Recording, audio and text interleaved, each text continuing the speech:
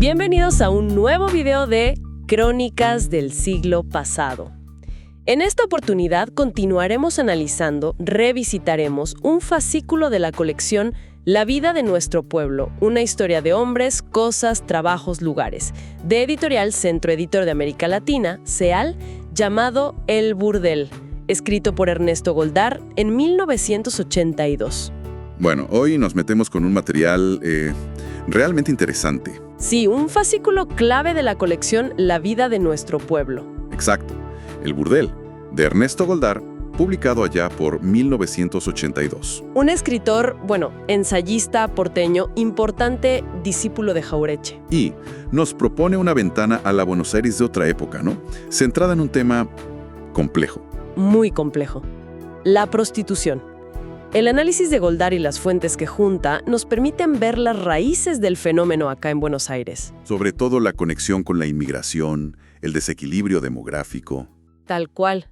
El desequilibrio entre hombres y mujeres, la urbanización súper acelerada. Vamos a ver cómo se armó ese submundo, digamos. ¿Quiénes estaban ahí? ¿Cómo cambió con el tiempo? Exacto.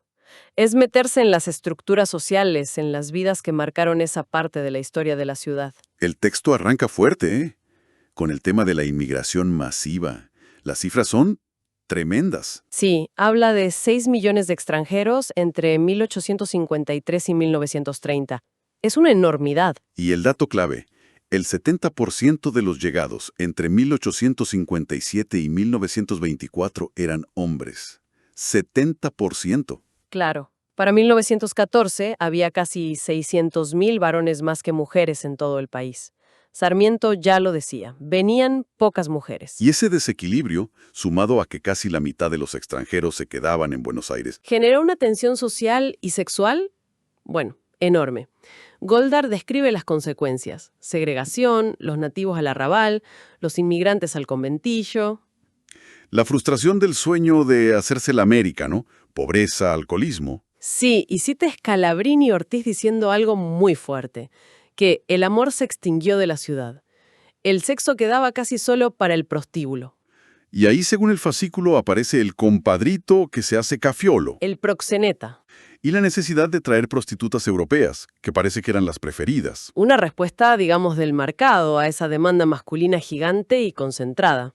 Goldar también marca muy bien en el mapa donde pasaba esta mala vida. Claro, el arrabal, esa zona medio difusa entre la ciudad y el campo, siempre fue lugar de lo marginal. Ya desde la colonia, dice. Sí, cerca de la Plaza Mayor. Después menciona San Telmo, por el Matadero. Ahí había pulperías, garitos, prostíbulos muy básicos. Y más al sur, los ranchos de las chinas cuarteleras. Exacto, que seguían a los batallones. Eran lugares de baile, pero también de prostitución diaria. Y eso se fue expandiendo. Nombra zonas muy concretas que se hicieron famosas por esto. Muchísimas. El Fangal del Temple, hoy Viamonte, con el Puente de los Suspiros. Montserrat y la Calle del Pecado, después Aroma. Palermo con la Tierra del Fuego. Corrales, que hoy es Parque Patricios. El barrio de las ranas, La Boca. Que la describe como totalmente extranjera. El Eje en Suárez y Necochea. El Bajo, o sea, Alem, Constitución, cerca del Arsenal de Guerra. Y la esquina clave, Junín y Lavalle, el barrio de los prostíbulos de polacas, una geografía muy definida. ¿Y quiénes andaban por esos lugares? El texto pinta una fauna, variada. Sí, el malevo de la orilla, mendigos, pibes abandonados, ladrones de todo tipo. Chacadores, escruchantes, punguistas, curanderos, adivinos, todo un submundo. Y los ligados directamente a la prostitución.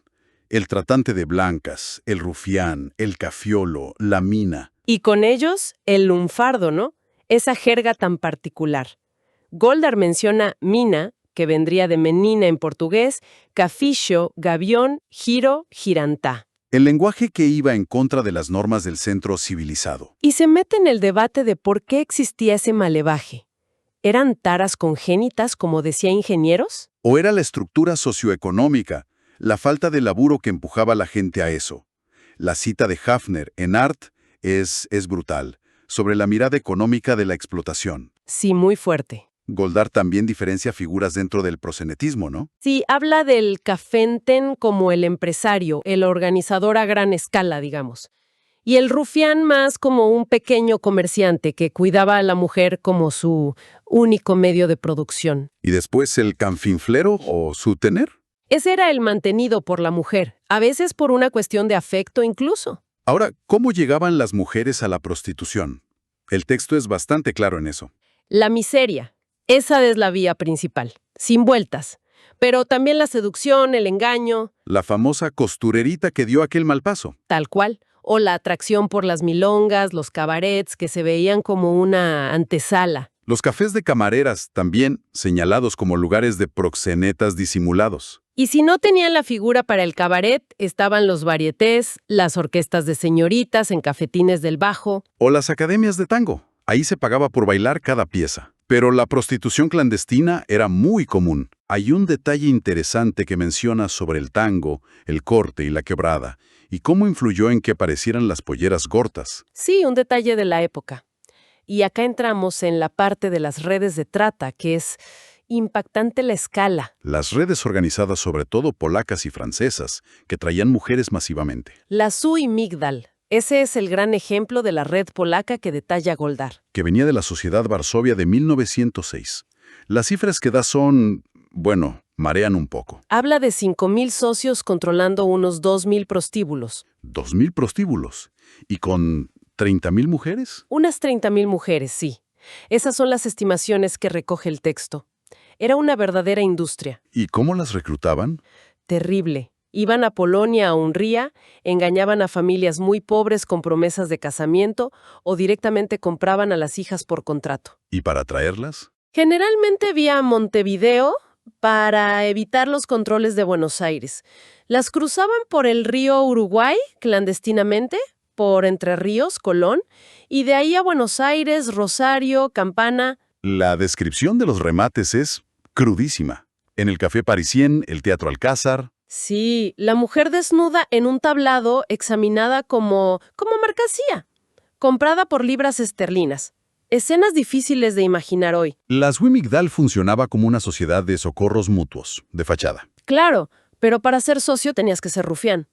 Tenían su propio juez, banco propio, hasta cementerio en Avellaneda, porque la comunidad judía los rechazaba. Goldar aclara bien que en esa época se usaba a judío o polaco casi como sinónimo de rufián, afectando injustamente a toda la colectividad. Es una aclaración importante, sí. Y dentro de los prostíbulos polacos, la disciplina era de hierro. Uf, sí, un proceso de ablandamiento para las nuevas. Castigos como mandarlas a Tres Arroyos, jornadas de trabajo terribles. 60 a 65 clientes por día en la boca. Es inhumano.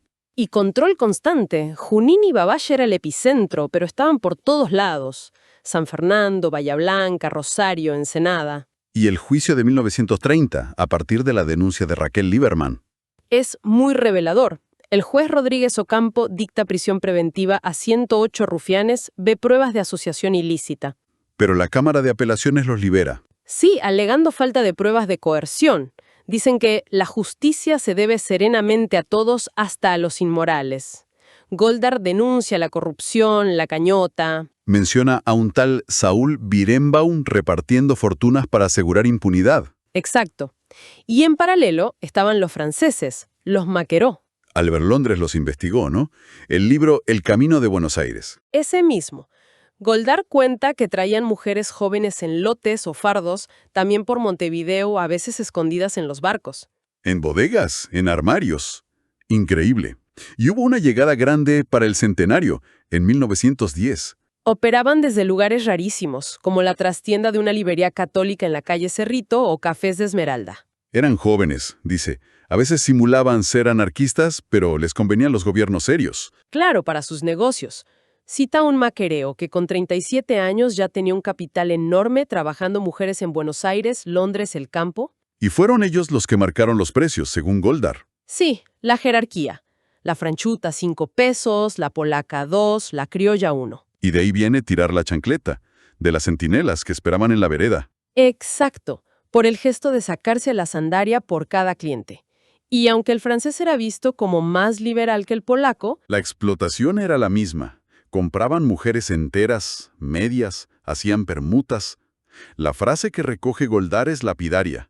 Fundaron una Liga de los Derechos del Hombre, pero sobre la mujer. Tremendo. Y después estaba el actor local, el criollo. El canquinflero o cafiolo, al que los extranjeros llamaban rufián de café con leche. Goldar lo describe muy preocupado por la pinta. Cara lisa, peluquería diaria, ropa impecable, pañuelo al cuello, la uña larga del meñique. Símbolo de no hacer trabajos manuales. Exacto. Era bailarín de tango, seductor. Su método era distinto. Usaba el chamullo, la labia. Claro, para levantar mujeres de los prostíbulos extranjeros. Iba como cliente hasta convencerlas. O engañaba a chicas criollas, las locas, para venderlas a los tambos de provincia. No tenían grandes organizaciones como los extranjeros. No, confiaban más en su habilidad con el cuchillo, su fama de corajudo. El ejemplo de El Cívico y la Moreira que toma de Tallón es muy vívido. Sí, el explotador, pero enamorado, criollo hasta la médula. Ella, andaluza gitana, pupila, lancera, proxeneta, bailarina, armada y leal a él, aunque la golpeara. Tallón dice que lo hacía con exigencias de dueño lindo o de enamorado celoso. Una dinámica muy compleja. La poesía de la época, como cita Goldar, refleja esa relación de amor-odio, de explotación. Pero bueno, con la industrialización de la trata, muchos cafiolos criollos tuvieron que adaptarse. O se asociaban a los extranjeros o llevaban a sus mujeres a los grandes prostíbulos.